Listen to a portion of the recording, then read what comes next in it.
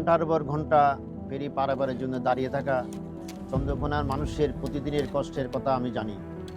জরুরি চিকিৎসা, ব্যবসা বা স্কুল কলেজ, প্রতিদিনে থেমে থাকা ফেরির অভাবে আমাদের এই জীবন।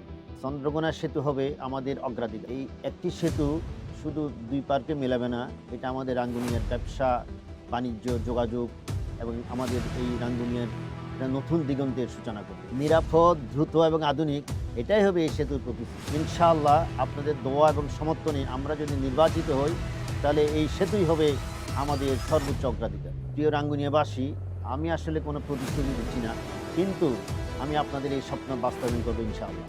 চলুন আমরা সবাই ঐক্যবদ্ধ হই। এই চন্দ্রকোনার এই সেতুই হবে আমাদের গর্ব। চন্দ্রকোনা আর কোনোদিন অপেক্ষার শহর হবে না।